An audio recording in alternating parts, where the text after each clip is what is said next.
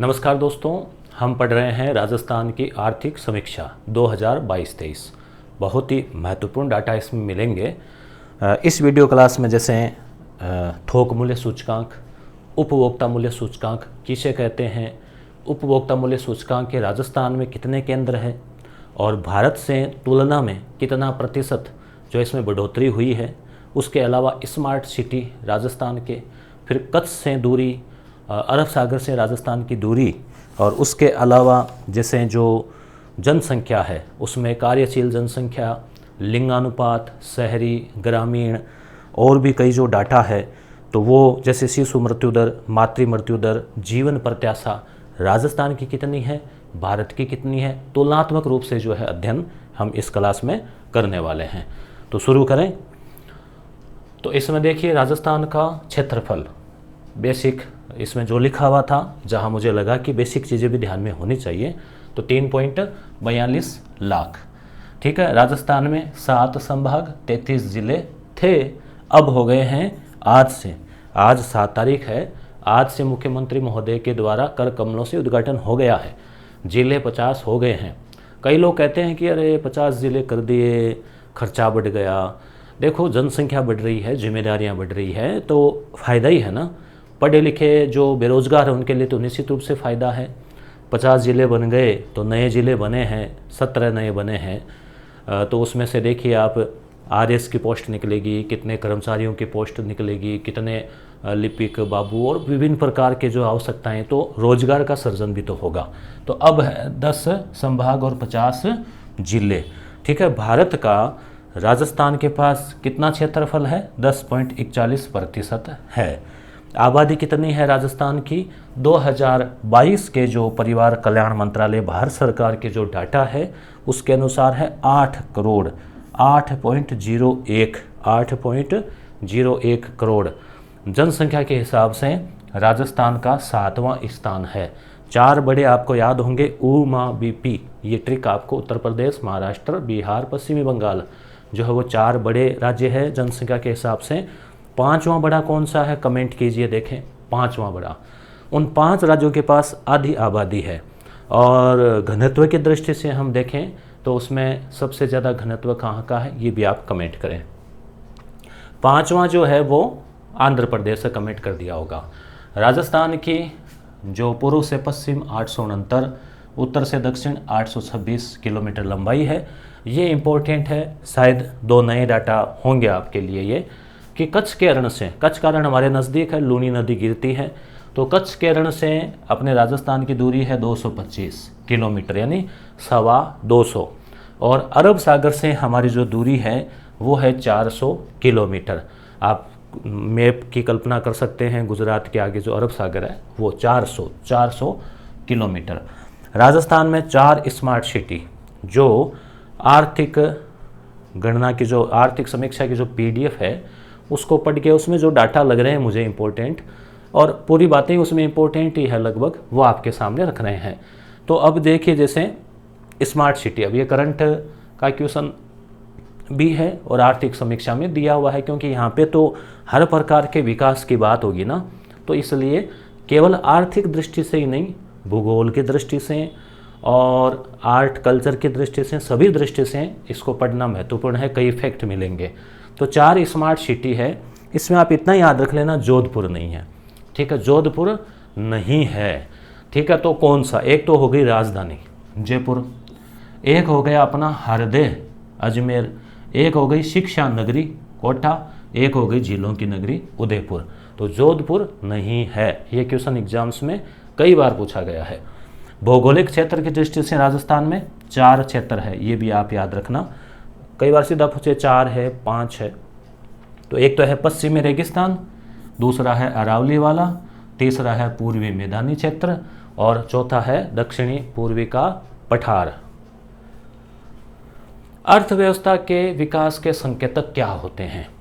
अर्थव्यवस्था को कैसे मापते हैं विकास के हिसाब से? तो एक तो है GSDP, ऐसे यानी स्टेट डोमेस्टिक प्रोडक्ट, घरेलू उत्पाद, राज्य का घरेलू उत्पाद। G यानी ग्रोस, तो एक तो सकल यानी टोटल, जिसमें खर्चे भी शामिल है। ठीक है ना, तो सकल राज्य घरेलू उत्पाद, हमने डाटा पढ़े थे ना पहली क्लास में। और दूसरा है शुद्ध राज्य घरेलू उत्पाद, शुद्ध का मतलब खर्चे निकाल कर, मूल्य ह्रास जो वैल्यूएशन घटती है ना उसको निकाल कर, तो ये एन यानी नेट एसडीपी। तीसरा है प्रति व्यक्ति आय कि राज्य का व्यक्ति, हर व्यक्ति कितना कमा रहा है औसत, ठीक है, तो पीसीआई पर कैपिटा इनकम। तो 3 चीज़ें हैं, सकल राज्य घरेलू उत्पाद, शुद्ध राज्य घरेलू उत्पाद और प्रति व्यक्ति आय। 3 चीज़ों से हम किसी राज्य की आर्थिक स्थिति का आकलन कर सकते हैं। तो राजस्थान की प्रति व्यक्ति आय नाम लेते ही दिमाग में आ रहा होगा 2021-22 के डाटा याद है क्या, 80,000 और फिर 1,35,000 स्थिर कीमतों पर, प्रचलित कीमतों पर। पीसीआई कैसे निकालते हैं, ये क्वेश्चन एग्जाम में बनता है। प्रति व्यक्ति आय निकालनी है तो उसके लिए शुद्ध, ये याद रखना, यहाँ ऑप्शन में सकल भी आ सकता है, एक में सकल राज्य घरेलू आ गया, एक में शुद्ध आ गया, तो हमें खर्चे निकाल कर ही तो इनकम का पता लगेगा ना।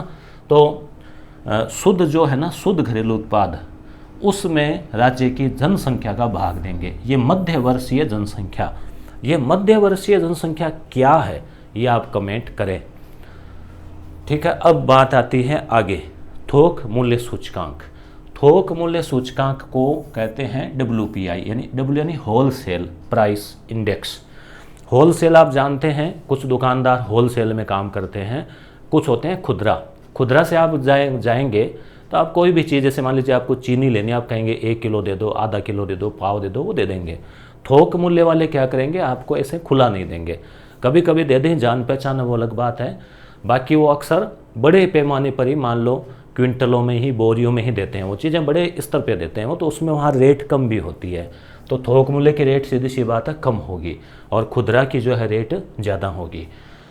तो थोक मूल्य सूचकांक किसे कहते हैं, तो आप ध्यान में रखना, समग्र आर्थिक स्तर पर व्यापक रूप से कीमतों में परिवर्तन, यानी बड़े स्तर पर जो कीमतों में परिवर्तन होता है थोक मूल्य के आधार पर ही होगा। अगर थोक मूल्य के भाव बढ़ गए तो फिर खुदरा के तो बढ़ेंगे बढ़ेंगे। तो व्यापक स्तर पर कीमतों में परिवर्तन, उतार चढ़ाव जो होता है उसका सूचकांक है वो है थोक मूल्य सूचकांक। अगला प्रश्न बनता है कि थोक मूल्य सूचकांक का आधार वर्ष क्या है, तो राजस्थान में अलग है और भारत में अलग है।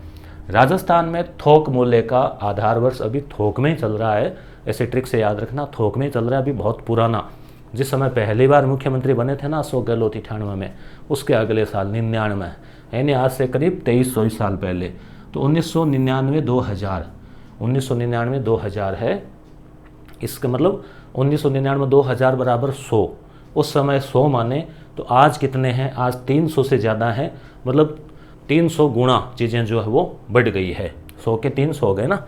तो 2021 में राजस्थान का WPI थोक मूल्य सूचकांक कितना था, तो उन 23 वर्षों में 100 की बजाय 363 हो गया। समझ गए ना आप चीज़ को, कोई चीज़ मान लो 100 रुपये में आ रही थी तो 363 में आ रही है थोक में, खुदरा में, थोक में, तो खुदरा में तो थोड़ी और महंगी आएगी, तो 363, 363, ठीक है। अब है ये लेटेस्ट डाटा है, ये और इम्पोर्टेंट है, इससे भी नवंबर 2022 तक राजस्थान में क्या स्थिति थी, तो 385.45। अब ये जैसे क्वेश्चन में बना रहा हूँ, ठीक है, आप इनको अभ्यास कर रहे हैं, जैसे हम बोल रहा हूँ, तो आपको क्वेश्चन फॉर्मेट में भी इनका अभ्यास करना है। 4 ऑप्शन हो मोबाइल में मॉक टेस्ट के रूप में, तो यस गुरु एप्लीकेशन के ऊपर ये टेस्ट सीरीज अवेलेबल है। आर्थिक समीक्षा, बजट, कृषि बजट, सभी की 17 टेस्ट है, लिंक डिस्क्रिप्शन में दिया गया है। तो ये आपको याद रखे 385। अब वृद्धि कितनी रही पिछले साल की तुलना में, तो 6% की वृद्धि हुई है, ये आपको याद रखना है। अलग से रेड कलर में दिया है बॉक्स बनाकर, कलर भी आप इसमें, यहाँ तो कलर थोड़ा सा मुझे लगता है लाइटिंग की वजह से दिख नहीं रहा होगा आपको, 6.12%, ठीक है। अब है आगे भारत में आधार वर्ष क्या है, किसका, थोक मूल्य का। भारत में थोड़ा अपडेट हो गया है, 2011-12 कर दिया है, अपने 1999 वाला चल रहा है। तो भारत में वृद्धि कितनी हुई है प्रतिशत में, 12%। तो हम अगर तुलना करें कि भाई देखो हम भारत से तो महंगाई में वृद्धि कम ही हुई है, राजस्थान में आधी है, ठीक है, इस हिसाब से। ऐसे भी बन सकता है, ऐसा थोड़ा कठिन हो जाता है प्रश्न वो कि भारत की तुलना में राजस्थान में वृद्धि ज़्यादा हुई है कम हुई है, पर सामान्यतः आप ये इतना याद रख लेना 385 और ये 6। भारत का भी डाटा साथ साथ में दिया हुआ है तो आप थोड़ा थोड़ा याद करते जाएं। 12%। ये क्लास कहाँ उपयोगी है आप जानते ही हैं, हर जगह उपयोगी है राजस्थान से जुड़े हुए, विशेष रूप से RS college assistant professor, first grade और भी जूनियर अकाउंटेंट और भी एग्जाम्स जो होने वाले हैं ASI वगैरह SI सभी में। उपभोक्ता मूल्य सूचकांक, उपभोक्ता हम होते हैं कंज्यूमर, कोई चीज़ लाते हैं खरीदते हैं काम में लेते हैं तो कंज्यूमर हो गए, चीज़ लाए खरीदी और आगे बेच दी तो हम व्यापारी हो गए।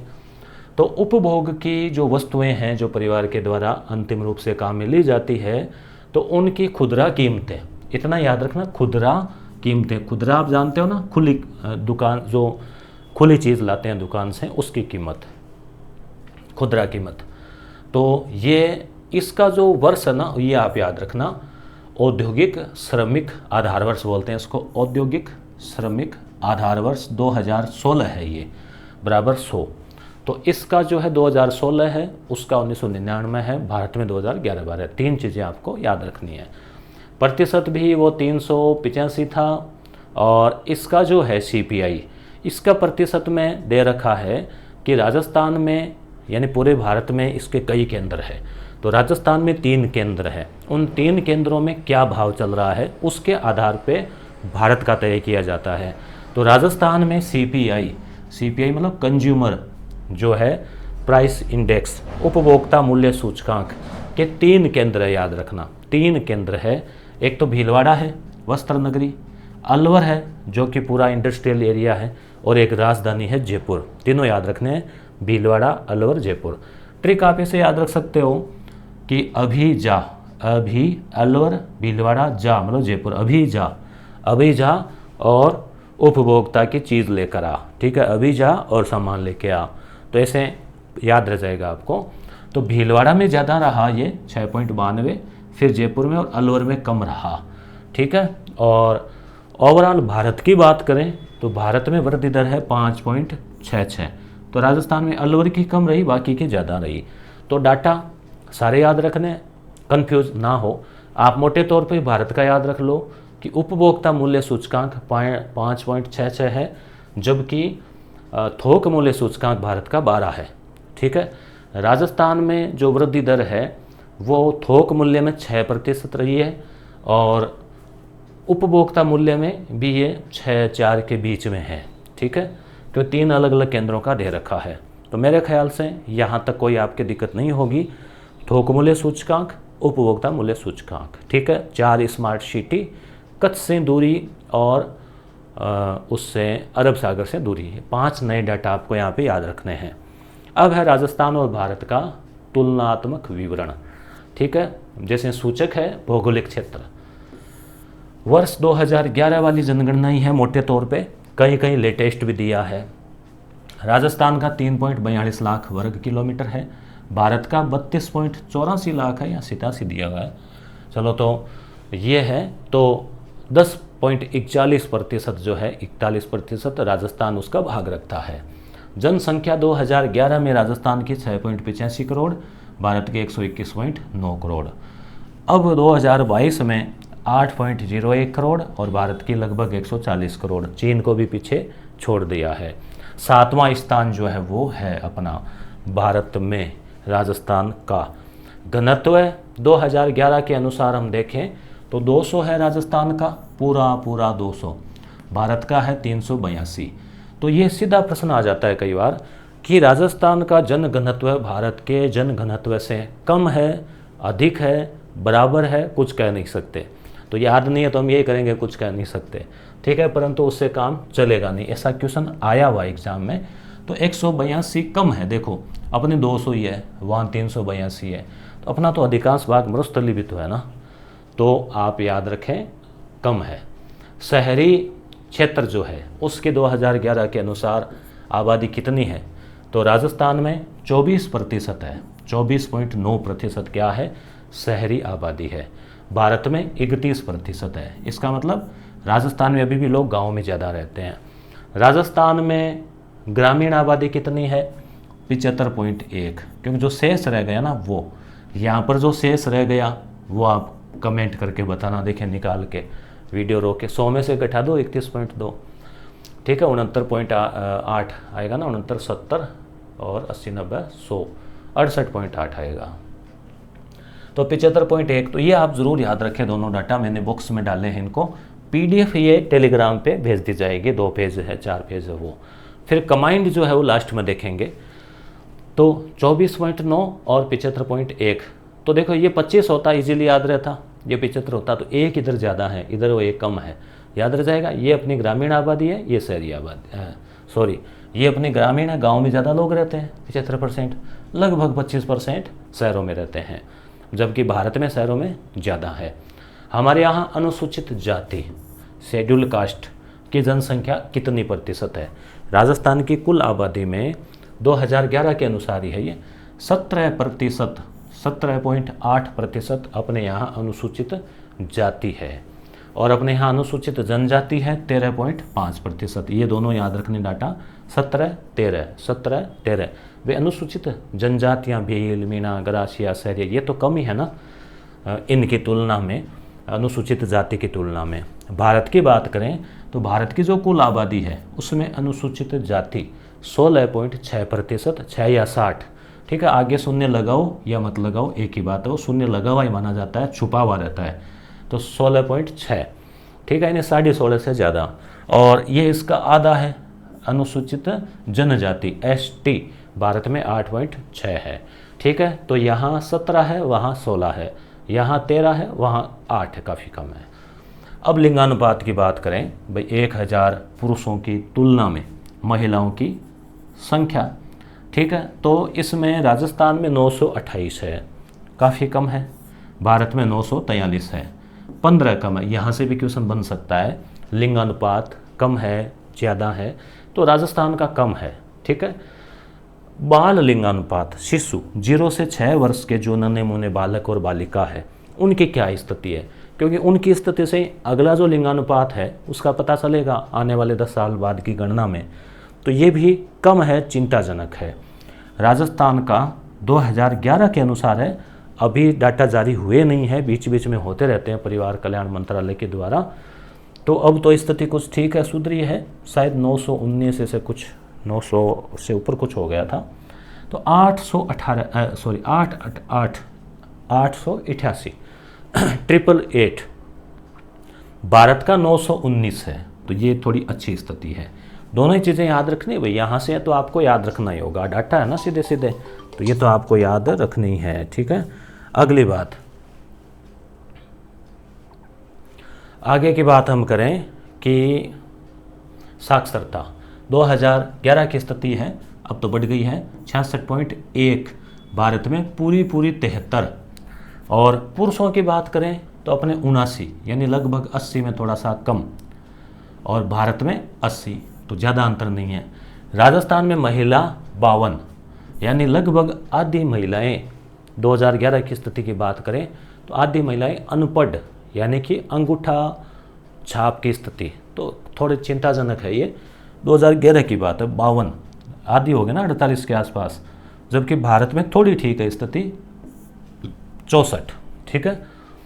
ये इम्पोर्टेंट है, पिछली बार RS परी में आया था शायद क्वेश्चन ये, कार्य सहभागिता दर, मतलब ऐसे लोग जो कार्य कर सकते हैं, ये आबादी 16 वर्ष से 59 वर्ष के बीच की मानी जाती है, शायद मेरे विचार से यही है वो। तो कार्य सहभागिता दर जो है वो 43.6 है राजस्थान की, भारत की 39.8 है, तो ये राजस्थान इसमें ज़्यादा है, ठीक है। इसमें राजस्थान की स्थिति अच्छी है, तो याद रखें दोनों डाटा, राजस्थान की 43 और भारत की 39। दिमाग थोड़ा ऐसे जोर लग रहा होगा कि अरे इतने डाटा, तो एक दिन में आपको याद होंगे, कल और रिवीजन करें, फिर एक एग्ज़ाम से पहले रिवीजन करें, तो आप ऑप्शन में पहचान लोगे। फिर वो प्रैक्टिस भी कर लेना, क्वेश्चंस में सारे क्वेश्चन बनाए हुए हैं सबके यहाँ से। अशोधित जन्म दर कितनी है राजस्थान में? 2020 के डाटा है ये, प्रति हजार में से, कि प्रति हजार पे 23.5 मध्य वर्ष जनसंख्या, और भारत में है 19.5, जन्म दर 23.5, 19.5। अशोधित मृत्यु दर तो ये भी प्रति 1000 पे है 5.6 और 6, राजस्थान में 5.6 और ये 6। शिशु मृत्यु दर कभी कभी इसका पूछ लेते हैं, बाकी कम ही पूछते हैं इनका मृत्यु दर का, ये जन्म दर का, तो 32 है, वहाँ 28 है प्रति 1000 जीवित जन्म। यानी 1000 बच्चे जब जन्म लेते हैं तो उनमें से 32 बच्चों की मृत्यु हो जाती है, और भारत में 28। मातृ मृत्यु अनुपात ये लाख में है कि 1 लाख जब बच्चों का जन्म होता है, माताएं बच्चों को जन्म देती है 1 लाख, उनमें से 113 माताओं की मृत्यु हो जाती है, और यहाँ पे 97 है। तो ये जितना कम किया जा रहा है, जितनी स्वास्थ्य सेवाएं बढ़ रही है, जागरूकता बढ़ रही है, पोषण बढ़ रहा है, उतनी ये संख्या कम होती जा रही है। पहले ये ज़्यादा थी, तो इस वजह से क्या था, राजस्थान जो है, राजस्थान बिहार, तो वो बीमारू राज्य नाम दे दिया था। ये इम्पोर्टेंट है जीवन प्रत्याशा। तो राजस्थान में जीवन प्रत्याशा जन्म के समय, ये 2016 से 20 के डाटा है, तो ये मतलब कितनी आयु जिएगा व्यक्ति, अनुमानित। कहते थे ना पुराने ज़माने में 100 साल आयु होती है, जबकि ये कहने की बात है पुराने ज़माने में जीवन प्रत्याशा और कम थी, अब बढ़ रही है ये। तो 69.4 है राजस्थान की, और भारत की पूरी 70 है। ठीक है, 69.4 और भारत की 70, तो भारत की थोड़ी सी ज़्यादा है। क्लियर। एक बार नज़र और डालो आप इन डाटा पे। देखो क्षेत्रफल 3.42, 32, 10%। जनसंख्या 6.65 करोड़, 121 करोड़, अब 8 करोड़ 140 करोड़, 7वां स्थान। घनत्व 200 और 382। शहरी जनसंख्या राजस्थान में 24 है, भारत में 31 है, ज़्यादा ना। ग्रामीण राजस्थान में 75 है, वहाँ पे 68.8 आ जाएगा। अनुसूचित जाति 17 और SC और ST 13, वहाँ पे 16 और 8। लिंगानुपात 928 है यहाँ, वहाँ 943 है। बाल वाला 888 है, वहाँ 919 है।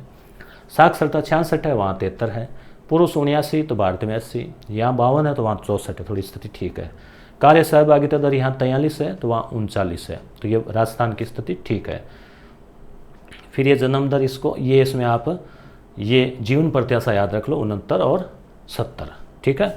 अब थोड़े से आपको ये डाटा आर्थिक समीक्षा की फोटो ली है, उसमें भी इस प्रकार से दे रखा है, तो ये मेन चीज़ें मैंने आपको करवा दी है। यहाँ आप सीधे डाटा ऐसे पढ़ते हैं, थोड़ा बोर हो जाते हैं, नींद आने लगती है।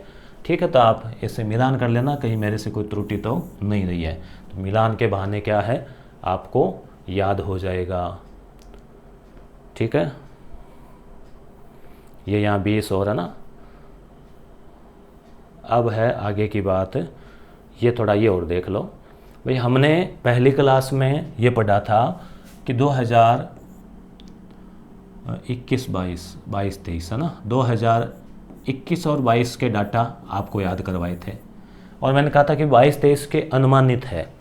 तो अनुमानित है वो लगभग वो ही रहते हैं, थोड़ा सा तो फर्क आ ही जाता है। तो अब इसमें 22-23 वाले पे थोड़ी नज़र डाल लो। ठीक है, नज़र डाल लो आप। मैं ये नहीं करा कि आप याद रखो, याद वही रखना, नज़र डाल लो, अपने आप वो चीज़ें भी याद होगी, ये भी याद होगी। तो GSDP जान गए ना, सकल, NSDP शुद्ध, एन नेट, और प्रति व्यक्ति आय PCI के अग्रिम अनुमान का मतलब है 2022 और 23। अब आप कहेंगे 23-24 नहीं क्या? नहीं, वो बजट के लिए होता है, इसमें यहाँ नहीं है, 22-23 ही है। अब देखो राज्य सकल मतलब टोटल कितना अनुमानित है प्रचलित मूल्यों के ऊपर, अभी वर्तमान के मूल्यों पे 14 लाख करोड़। ठीक है, आप सुनते जाओ केवल 14 लाख करोड़, जबकि 21-22 का 12 लाख करोड़ था, याद आ रहा होगा आपको।